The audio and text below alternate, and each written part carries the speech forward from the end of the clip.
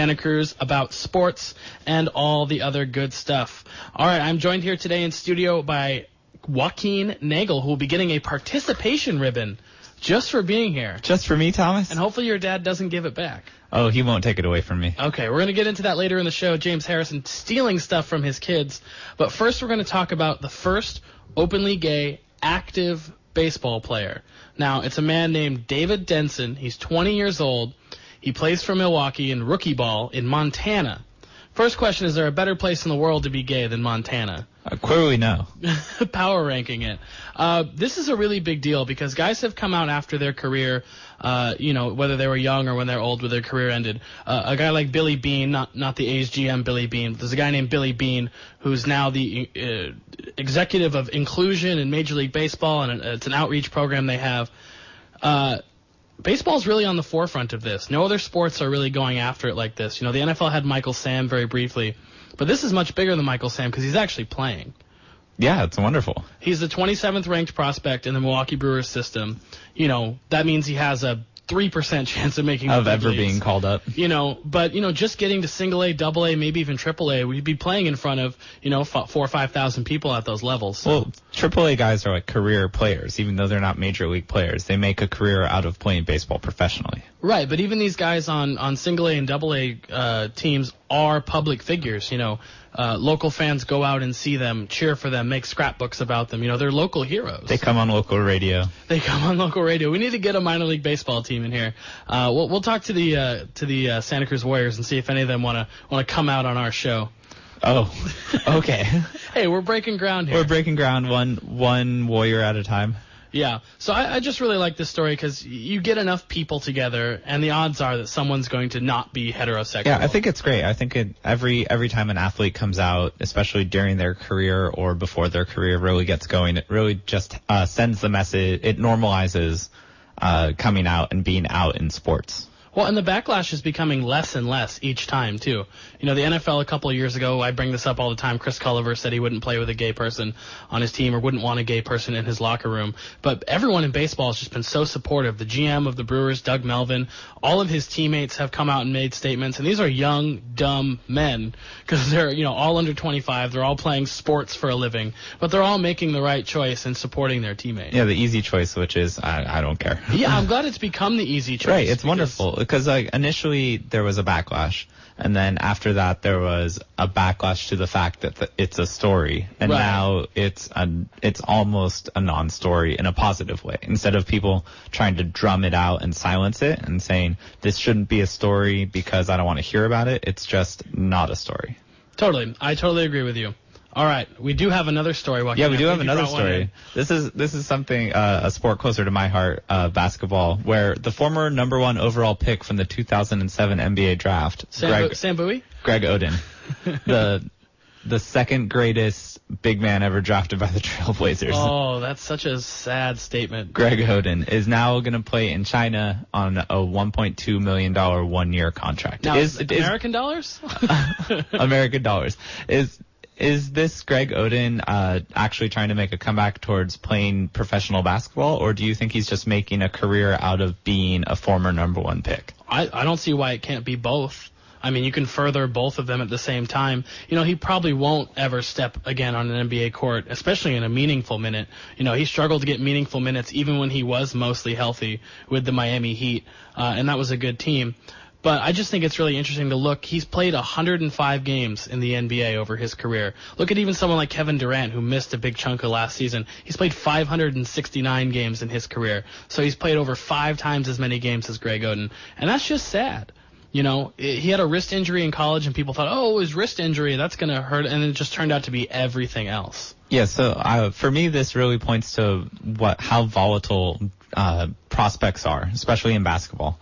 And how much draft order is retroactively we can look back on a draft and know who should have been taken where, and you can do all that sort of analysis. But when you say, oh, this is a really strong draft class or this is a weak draft, how do you really know? Well, you can ask the Seattle Supersonics fans how much they've enjoyed having Kevin Durant for the duration of his... Oh, no. No, you can ask the Oklahoma City Thunder So basically, the entire Pacific Northwest got wrecked in the 2007 draft because you get Greg Oden. He's supposed to be the cornerstone of your franchise, or at least a serviceable big man for 10 or 12 seasons.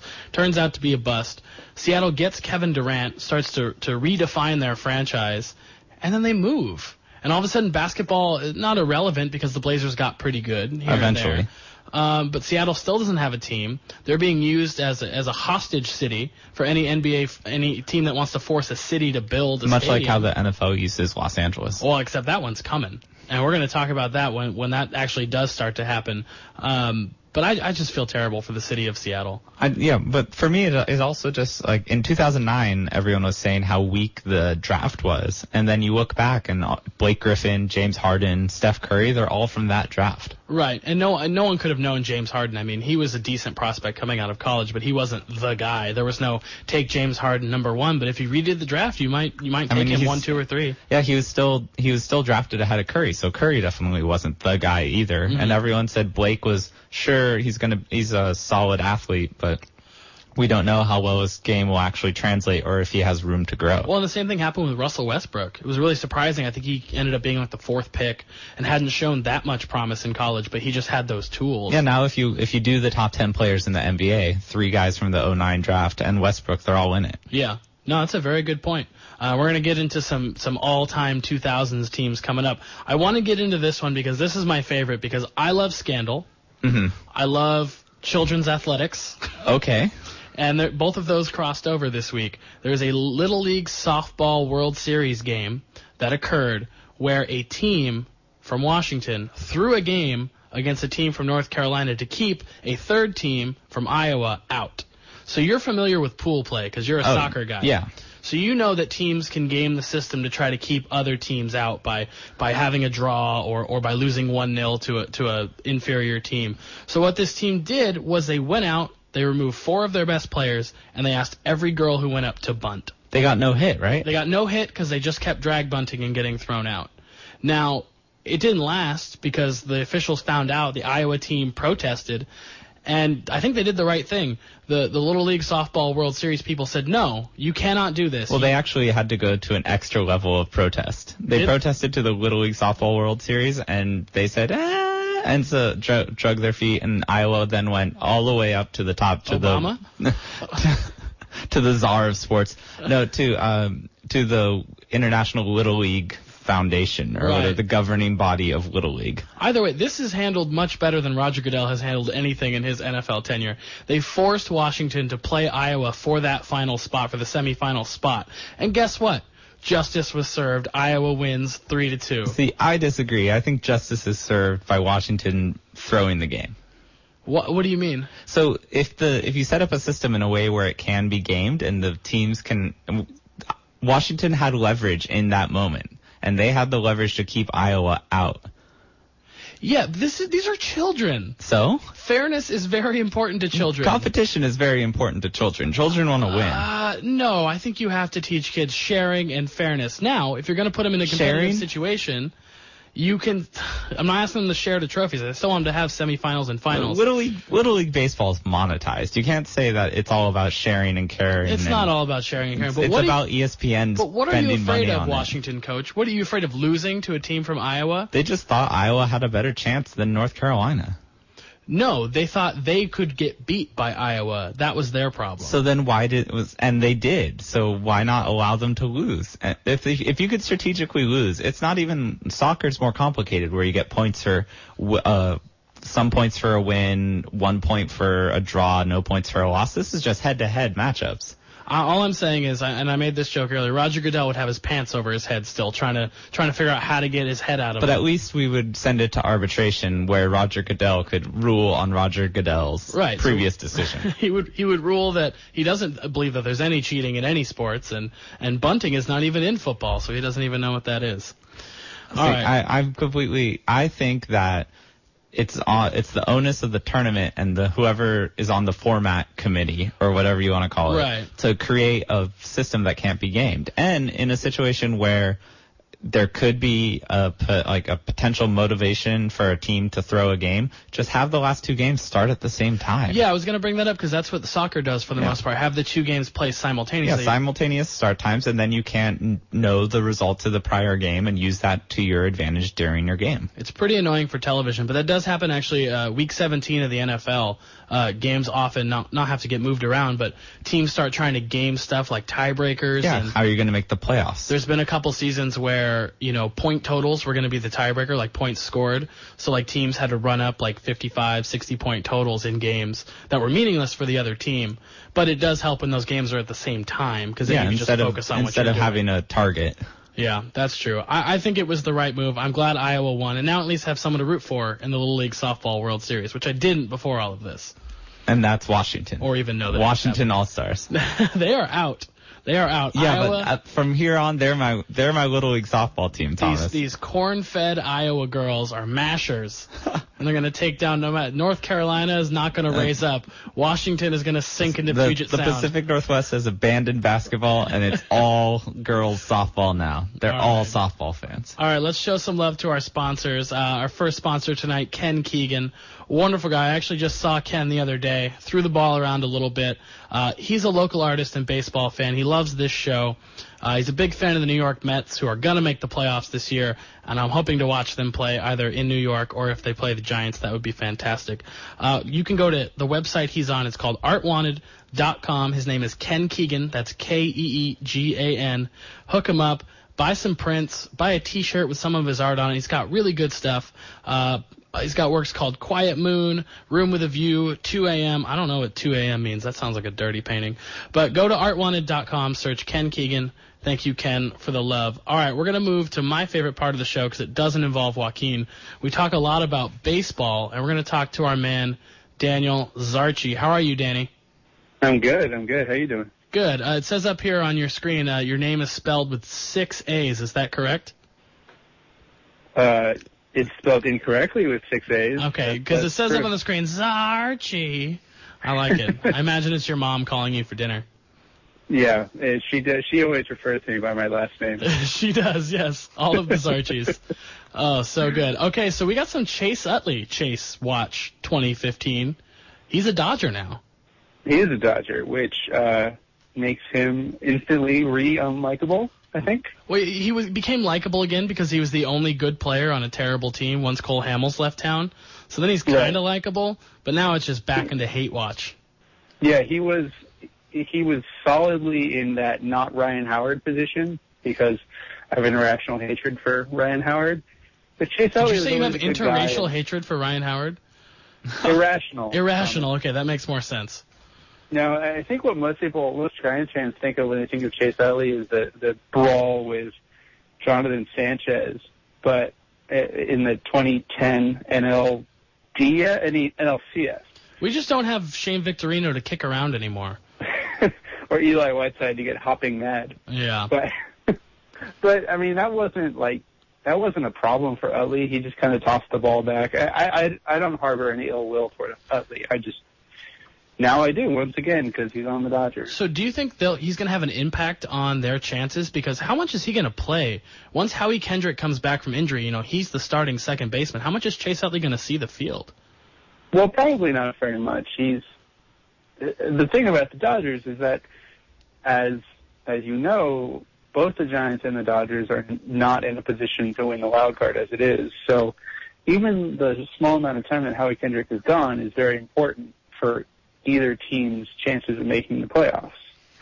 So even if he comes up and gives them above Kike Hernandez, I guess, or whoever has been playing second base in his stead production, then it might be worth it, especially considering that the Dodgers have nothing to lose and don't mind shelling out large amounts of money for zero payoffs. So do you think it's a net negative that the Dodgers got Chase Utley and our Giants did not? No, I don't.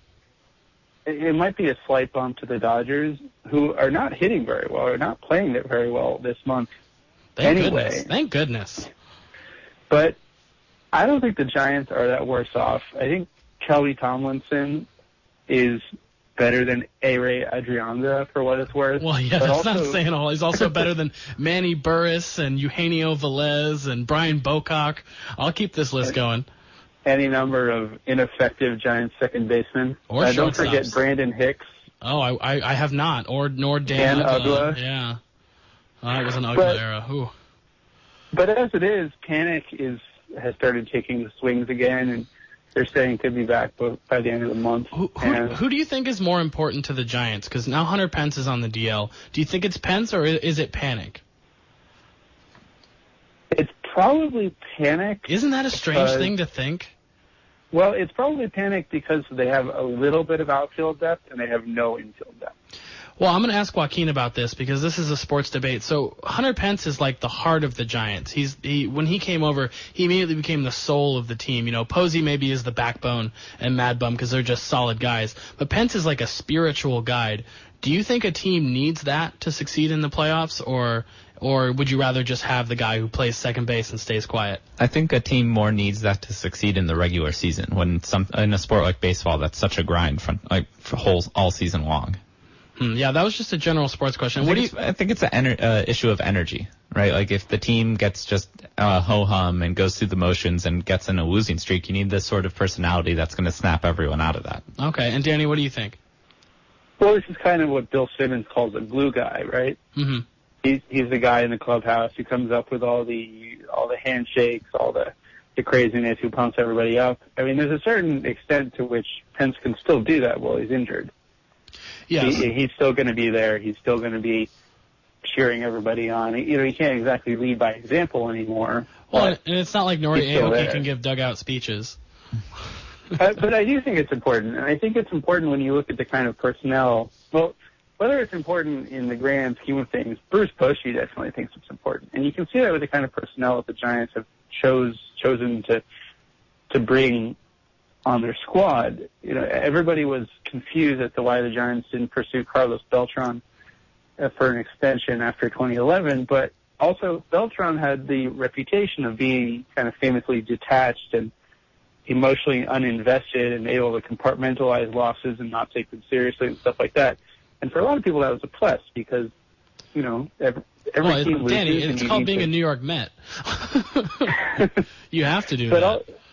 But I think that was part of the reason why they didn't really like him. They didn't want to keep him around. It's because they'd rather have these guys like Pence who put their heart and soul into the team.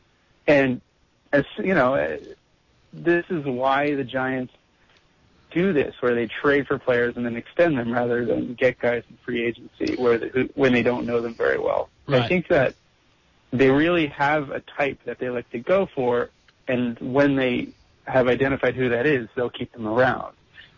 And I think that they are looking for glue guys, for guys who can keep everybody energetic, guys who can lead by example. And that's why Pence Jeff was Francoeur. perfect for this team. Not Jeff Francoeur. Jeff Francoeur probably cares a lot, you know? All right, I'm just playing Jeff Francoeur. Let's put a bow on the Utley thing by, first of all, we'll say come back Pence, come back Panic, come back Aoki. We need to get healthy.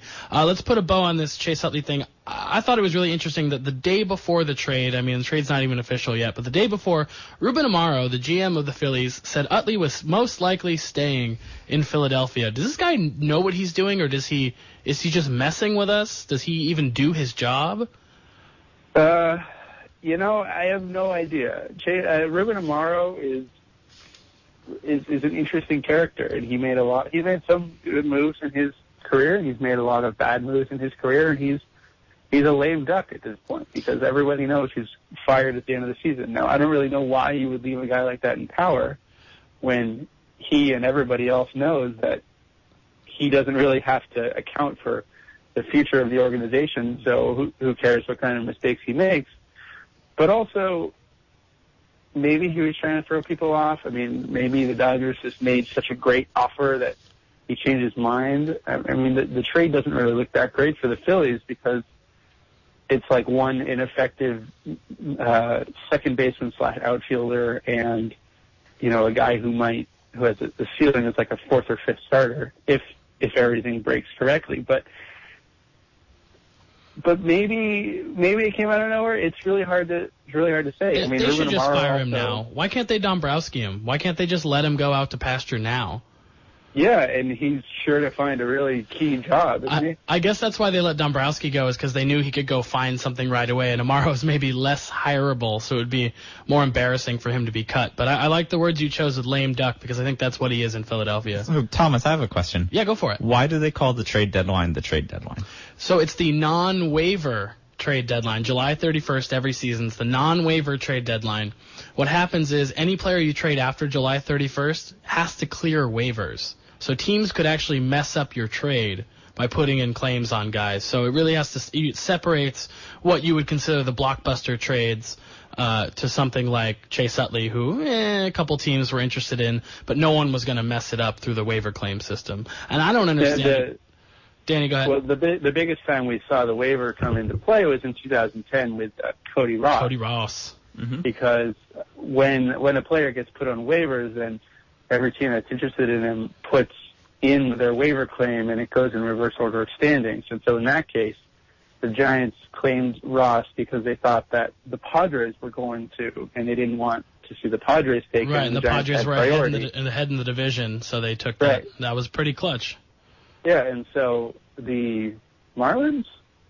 It was the Marlins. Said, fine, take him, and the Giants just took Cody Ross's contract. Well, the Marlins, that's the danger of wagers. Yeah, the Marlins just had too much talent. You know, that Chris Coughlin guy won NL Rookie of the Year and just couldn't find a spot for Cody Ross. Yeah, so that's the problem. If you see these really high-priced guys pass through waivers, like Utley and Jose Reyes and guys like that, who might be dealt and can now be dealt to anybody. But, yeah, because nobody wants their contracts. All right, Danny. But you're not going to see James Shields pass through, or I guess he might have already. Yeah, who knows, Danny? We'll get into it next season. We'll have a little more fun with the trade deadline. Thank you for coming on the show, bud. We'll talk to you soon. Yeah, no problem. We'll go party with Jerome Simpson until then. Oh, we're going to do that. We're going to do that up. Thank you, Danny. Talk to you next week. Talk to you later. All right. Now let's throw some more love to our sponsors, 99 Bottles, the premier downtown location for dining, drinks, and entertainment. I love this place. So many beers on draft, so many beers in bottles, full bar, very nice bartenders, very cool place to hang out. You can have family-style dining in the booths, the back tables. You can watch sports upstairs or at the bar. You can come hang out on Wednesday nights at trivia night. Just so many things to do at 99 Bottles. They're downtown on Walnut Street between Pacific and Cedar. They have a cute little patio. You can bring your dog, tie him up, enjoy a nice meal and a cold beer. And like I said, so many selections. The 99 Bottles is not a joke in their name. It's absolutely serious. Please head down there, have a good time, watch some sports, drink responsibly. Thank you, America. All right, Joaquin, it's time for the chunky part of our show. Oh, yeah? What do we call it, Thomas? Calls and balls. If you'd like to reach us, call producer Tori, 831-479-1080. We will talk about anything, which we are about to prove right now when we talk about Jason Day. Is this golf? We're going to lead with golf and calls and balls. Oh, my. Because I am really impressed. Not by Jason Day, because that was a really impressive record-setting major performance. 20 under par, sets a record for any major. Pretty tough course at Whistling Straits. And not only did he beat the field, he beat Jordan Spieth, who's on absolute fire. Yeah, that man's setting the world on fire in every major. And Spieth's the guy I want to talk about because normally 17 under par at a course like this, or 17 under par in a major, and you win. Yeah, sounds pretty reasonable. But someone just had a better weekend. But then you look at Jordan Spieth's season as a whole. He wins the Masters. You know, he wins the U.S. Open. Finishes fourth at the British Open. Whatever, not his country. Then he finishes second to go 1-1-4-2 in the four majors. You have to go back to Tiger Woods in 2000 to even make a comparison. That was the year Tiger won 3 and then finished fifth. He started the year finishing fifth at the Masters and then won the next 3 majors and then won the Masters the following year. But just including the calendar year, this is the most impressive year a golfer has had since then. And he's so young and he's so good that golf does have to jump out off the page once in a while. Oh, it's also great because it shows you that golf has finally found someone. Everyone was trying to talk about Rory taking up the mantle from Tiger in terms of being the face of golf.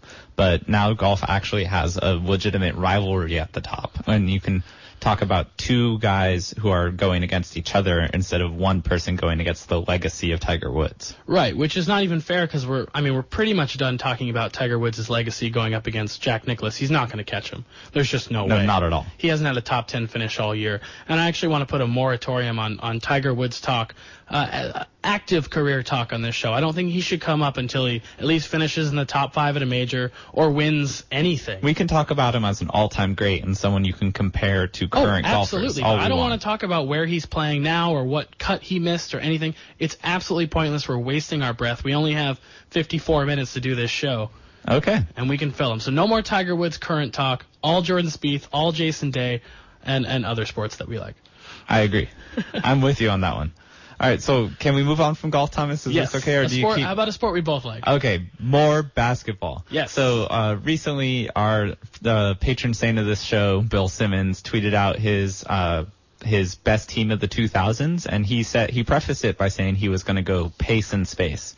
He picked Tim Duncan from 2003, Kobe Bryant from 2008, LeBron from 13, KD from 14, and Steph Curry from 15. What do you think of this? Do you agree with these selections? Do you like that he's going pace and space, or do you think he's too over the he's too into the catchphrase and it's not enough, just play basketball? The way it's looking on the sheet, LeBron James is best in a pace and space offense because he's such a good passer, and he can do so many different things on the court that I think it's beneficial to have your best player be LeBron and play that style. You wouldn't want him on the floor as one of your bigs, but you also wouldn't want him on the floor with two bigs. Look how hard it was for the Cavs to play him with Tristan Thompson and Mozgov simultaneously. Things just get really cluttered, considering how much he likes to drive. But, I could see if LeBron doesn't want to play, you could go kind of crazy and maybe get 2001 Shaq on there, because this was a team just of the 2000s. I didn't know if you could you count 2000? If you because it's not the new millennium. If you can count 2000 Shaq, you definitely pick 2000. Because I wanted Shaq. Like 2001 and a half Shaq when he was just getting chubby. How about the 2001 playoffs Shaq? Yeah, that's what I mean. Perfect. I would want him on that team, and then you could change it up a little bit. If you have Shaq on that team, you can move Duncan off. You can get someone maybe like Dirk. You could 2007 Dirk to play alongside. Just to get a white guy on the team? I mean, come on. Or just to get if you pick 2007 Dirk, who went 50, 40, 90 from the field with 2001 Shaq. Right. That brings you back into the realm of spacing with two more traditional big men. Or you could even pick someone like Garnett from his MVP season in 2004. Yeah, Garnett made my list as well. Yeah, 04 Garnett, he was 24, 14, 5 assists, 1.5 steals, and 2.2 blocks a game. What a beast. I love Kevin Garnett. And all of it was height and effort. Was the two things he had going for him. I think he had that really high Ruiz turnaround jumper. Oh, that was so I was imitating that in college. I remember just much fatter version of Kevin Garnett doing it. But much closer to the ground. I played with all these guys who were between 5'7" and 5'9", and I'm 6'2", so it's just above the head jumpers. I didn't even need to turn around. I just was doing it to be Kevin Garnett. Another guy I wanted to throw on the list, though, is 08-09 Chris Paul. Okay. One of his later seasons with the Hornets. Yeah, 3 steals a game. 3 steals a game. He was just wreaking havoc. He was driving, he was shooting, he was passing. This is before he had all his knee troubles, and he's still been a dominant player since then. You could even throw him on because you've got a guy like Kobe, because you've got a guy like Durant. You might need an ultimate distributor and not put someone like Steph Curry on the team. So if you don't go pace and space, do you err on the side of someone like Chris Paul instead of LeBron? Would you even go as far as saying you're going to go Chris Paul, KD, Kobe, KG, and Shaq? I don't even just want for physicality. Do I even want Kobe on my team? Can he play with these guys? Would he share the ball over the course of a season? 2008 Kobe might be able to share the ball. He was able to pass it to Gasol. Yeah. Well, and the only other argument I can do, because I looked up a lot of PER, the player efficiency rating, and if you went by that, who had the 5 best seasons, Anthony Davis would be your center, because he just had one of the most amazing PER seasons in history. It's like top 10 all time. Yeah, but you're giving up too much in terms of so Anthony Davis had a great PER season, but somehow, despite having both Anthony Davis and Omar Ashik, the Pelicans weren't a great defensive team. And how do you explain that? Coaching. But still, 2003 Duncan, he was one of the greatest defensive centers of all time. It's true. He remains a great defensive center despite his age. Somehow, man can't jump. Yeah, One of the man's legs doesn't bend. And he's still marshaling a great defense. The only other two players I wanted to bring up, 2006 Steve Nash. He could play with Kobe. 19 and 10 and shot 44 from 3, 51 from the field, 92 from the line. He wouldn't have any problems with that. 2009 D Wade, 30, 5 boards, 7.5 assists. Oh my. And then 2006 Kobe had a better season than 2008 Kobe, scoring 35 a game. Give me the older Kobe. Just I like older Kobe. I don't know. I like angry jutting the lower jaw out Kobe. I thought that was the dumbest thing. 04. It's almost as dumb as LeBron breaking people over his knee or whatever crap he's trying to pull now. 06 Kobe scored 81 in a game. 2004 Kobe scored, 7 straight 40-point games while Shaq was out with injury, just reverse dunking on everyone. Russell Westbrook just went, man, that's good. Yeah. All right. I think we've wrapped up our team. I think Bill got it right. He did say that maybe he'd throw Wade in instead of Kobe, just as far as a shooting guard goes. But I think he got it right. I'm going to throw Shaq in there because I like having Shaq on my team. I like the idea of using 04 Duncan instead, or 04 Garnett instead of 03 Duncan, and just getting faster, just even faster. Because 04 Garnett could marshal a defense. All right, talking about getting faster, let's talk about getting richer, which is what Eli Manning is going to do when his contract is up. Now, I wrote this story and it already got kind of poo-pooed because Eli said he didn't say it, but Eli, there was some word from an NFL.com source that said Eli wanted to be the highest paid quarterback in the league, which means he would be the highest paid player in the league. So the internet goes crazy because everyone sees Eli as a bad quarterback, which he's not. He's a fine quarterback. He's a fine quarterback. On a bad team. But do you think he should be in the top 5, top 7, top 10 highest paid quarterbacks? Where do you put him? Top 10 for sure. Okay. I think he's just outside the top 10, barely creeping into the top 10. But here's the thing with NFL contracts for quarterbacks. You get paid a lot when your contract goes up. You know, if Tom Brady was a free agent right now and the Patriots didn't, pay him half what he's worth so he can win or whatever Tom Terrific wants to do, whatever quarterback comes up next, that's the highest paid quarterback. When Joe Flacco came up, they gave him an extension for much more money than guys like Roethlisberger or Manning were earning at the time. So it's whoever's next gets a lot of money and just keeps upping the market. So even if he gets 21, 22 million, it's not because he's worth that in 2007. It's because he's going to be worth that going forward. Does that make any sense? Yeah, that makes total sense. I just get upset when people are like, these guys, he doesn't deserve it. He throws lots of interceptions. And it's like, well, he also won 2 championships, and he's not Brandon Whedon. He's not Blaine Gabbert. Yeah, he's not any of these guys. He can move. He's a accurate passer, and he's shown the ability to perform in the clutch. So it's really on the organization to put a team around him that can be successful. Yeah, absolutely. And going forward, I think he's still going to win a lot of games. They're going to be in and out of being good because the Giants don't really have premier talent on both sides of the ball. Odell Beckham's maybe going to take a step forward this season, or even if he plays like he did last season, that would be great for Eli. But we wanted to talk about what do you have right now as your power rankings for the top 5 NFL quarterbacks? Because I have mine. Okay, shoot with yours, Thomas. Okay, so do you want me to go 5 to 1 or 1 to 5? 5 to 1. 5. Ooh, see, that was tough for me because I had an internal debate between Tony Romo and Ben Roethlisberger. Because Romo's been so consistent. Like about who's a better person? Because I don't think that's really a debate. We know that answer. Who's better at riding a motorcycle? I went with Big Ben just because he threw for so many yards last year. He was so explosive and dynamic. So I went with him. I'm going to go back to my list over here. Oh, number 4. Look, my old friend Peyton Manning, my former favorite player. Now, would you have him any higher than 4, or would you drop him out of the top 5 entirely? So it's hard. Are you saying right now or for this coming season? For this season, going forward. Going forward for one season. Who do you want as your quarterback? You have to take Peyton.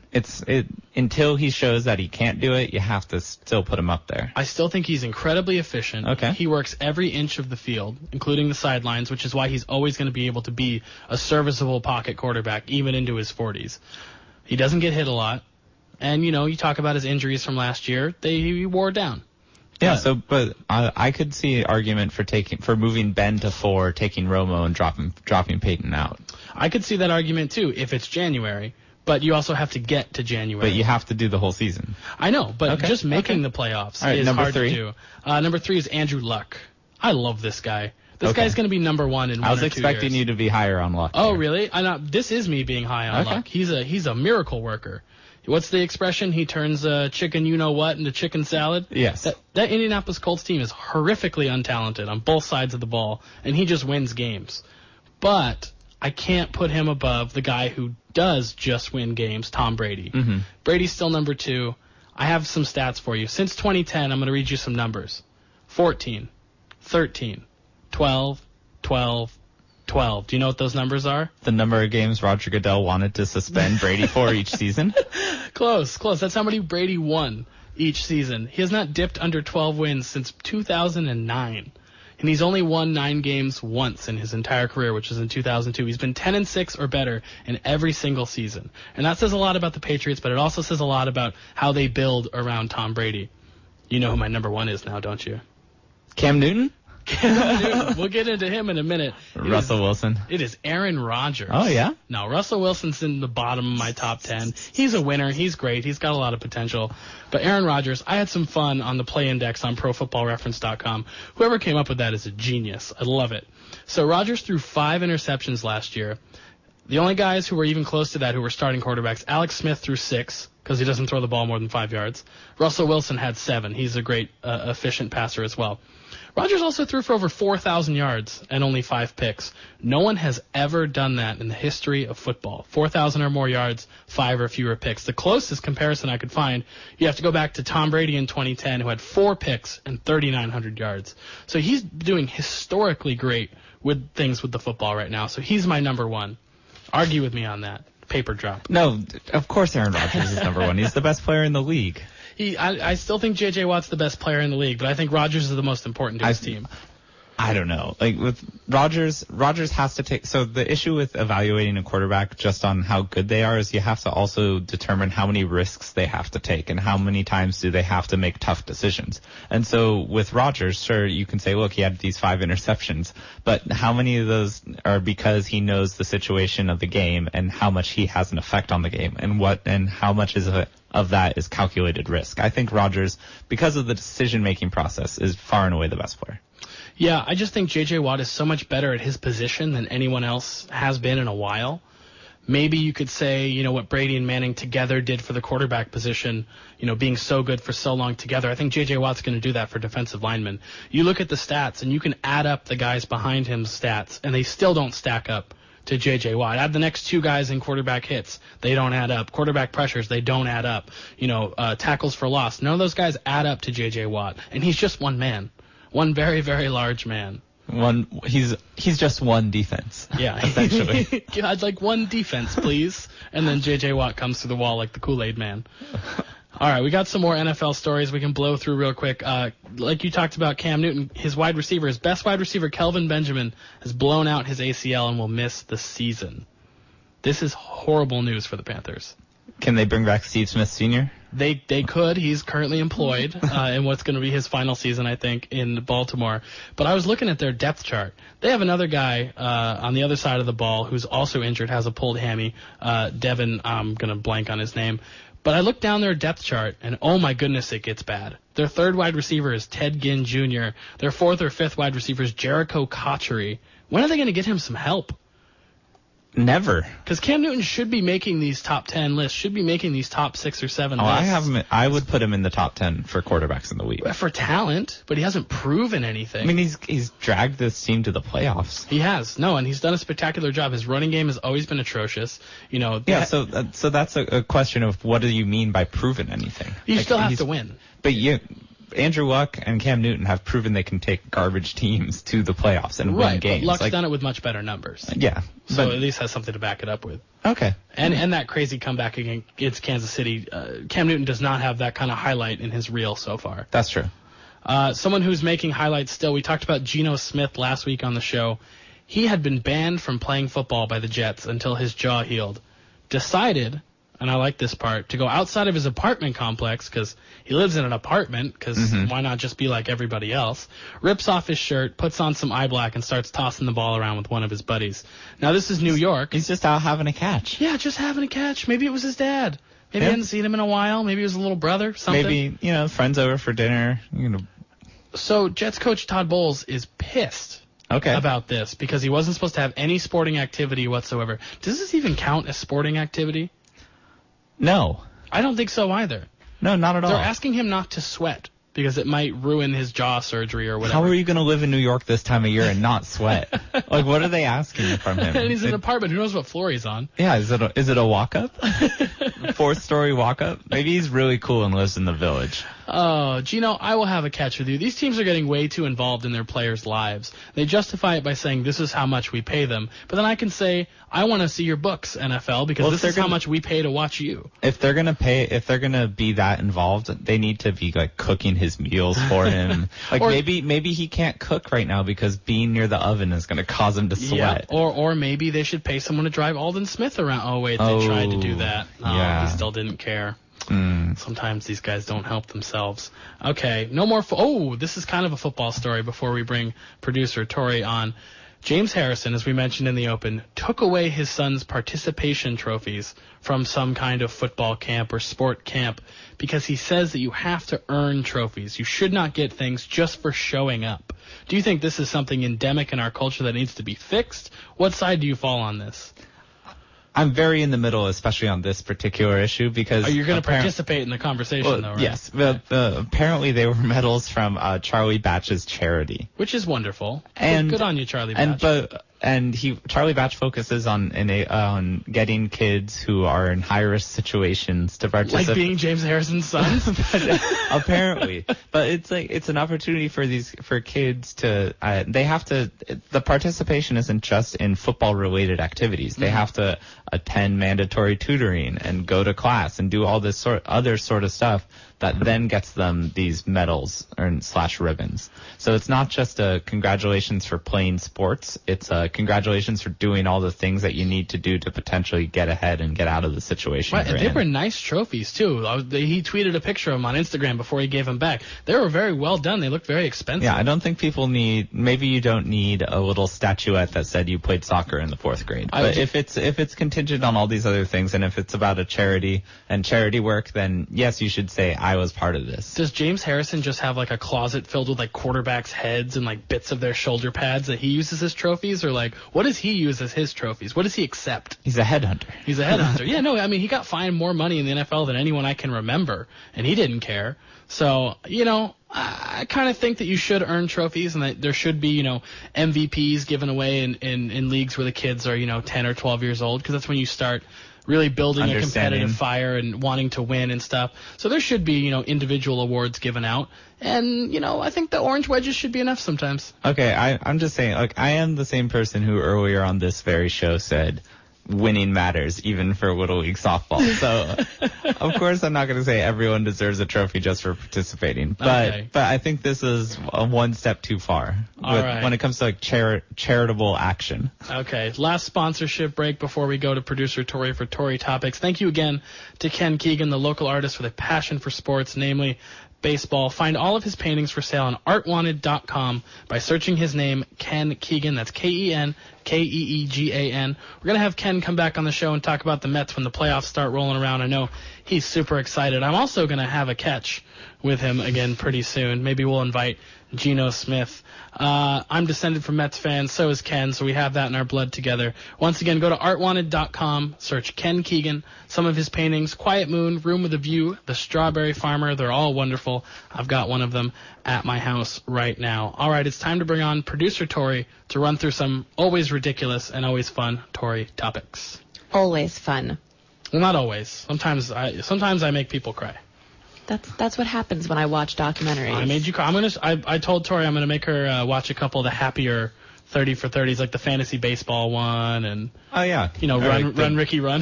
Oh goodness! Don't do it, Tori. Don't watch Run Ricky Run. I'm gonna lull her to a false sense of security with the fantasy baseball and then just start sending more depressing. Don't watch Broke. You're a monster. I am a monster. Sports is a terrible. Don't watch Catching Hell. Yeah, sports is a landscape of catching hell. All right, so let's talk about some fun things. Okay.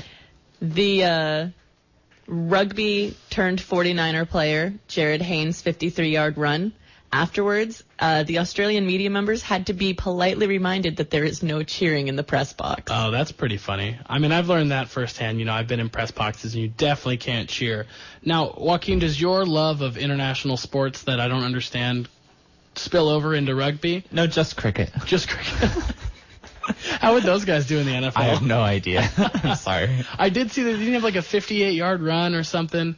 Mm-hmm. He didn't look like he had the top speed of like an NFL running back, but he's going to get some special teams play. Yeah, why not? I mean, kicking and punting and throwing. A lot of guys need to get paid to run around and hit people. He did really well doing kick return. Well, and at this point, the Niners will sign anyone because their bodies are dropping. Womp womp. Yeah, next story. All right, so going back to my favorite rookies. They were younger guys, huh? I have a type. Only NBA players.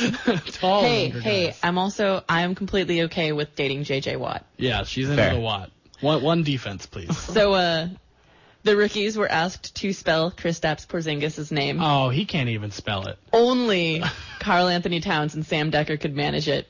Karl Anthony Towns. First try for Karl Anthony Towns. That's pretty His good. His first time spelling anything.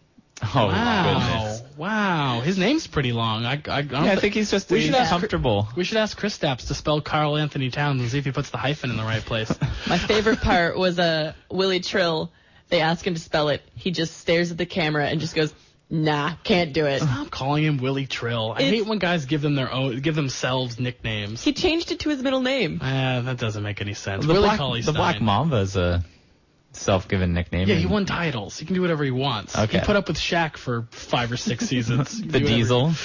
Shaq's given himself more nicknames than he has fingers. Yeah, the big Aristotle, the big Shamrock. Shaq Fu. Sorry, there's lots of them. There's a Wikipedia page about this. You should look at it. It's a Shactus. So, more Porzingis, and by proxy, Phil Jackson's getting real weird. Phil Jackson doesn't care. First, he said he wants Porzingis to play about 20 minutes per game this season. Sounds right to me. Then said Porzingis may never have enough core strength and might be too tall to play. He's like, yeah, maybe he doesn't have it.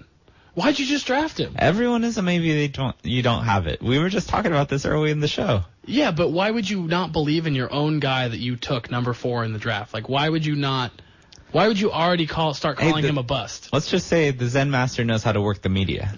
Does he know how to work Kristaps? Maybe. Does he know how to spell Kristaps? No, he does know how to work Kristaps. You know how I know? Because Porzingis posted to his Instagram that he has socks with Phil Jackson on them. He has socks. See, there you go. Phil Jackson, he's just a little motivation. He's motivating the young fella. He doesting have he just wants him to hit the gym when he says he doesn't have the core strength to ever make it in the NBA. Maybe he's trying to turn him into Ray Allen. Just get into the game 2 hours early. How do you say he got game in Serbian? How do you say Eddie in Serbian? My Giant. Same other weird basketball movies. So, Thomas, this one's for you. They're all for me. Clayton Kershaw says, if you don't like Taylor Swift, you're just lying to yourself. Oh, Clayton, stop making me like you. I went and saw Taylor on Friday. I don't know if Kershaw was there. I doubt it. But... man, he's such a talented pitcher. I actually have a rant to go on about Kershaw and Bumgarner. Okay. Are you guys trying to look ugly? Of course. I'm not for the baseball pretty boys. I'm not for the guys who spend hours before the game primping and whatever. But Madison Bumgarner is starting to look Amish. Is there any reason to live in San Francisco and look Amish? I mean, the fog rolls in. It gets pretty cold. I understand. He's a married man. He has no one to impress. He's a very Maybe they're just trying to be distracting to the hitters. Well, he's also been commuting to games in a buggy. A horse and carriage buggy? Yes. I thought VW buggy. I don't know what she was talking about either. But I don't think Amish. I got it. I got it. I just don't think they should look Amish. I think someone needs to step in. Bochy needs to say, hey, come on, man. Maybe it's probably just a competition between the two of them. Maybe. All right. Here's another question. Who is the Cristiano Ronaldo of baseball when you were saying baseball pretty boys? Derek Jeter. Derek Jeter over Bryce Harper? No, it'd actually be A-Rod. Because remember all those poses he took of him like looking at himself in a mirror? Yeah, he but dated just Cameron to Diaz. get on the field. Yeah, I think it is. Jeter is a pretty boy, but Bryce Harper. But he has a beard. You know, he goes for the masculine look without he going. Styles the hair. That's true. He's young. He's having fun out there.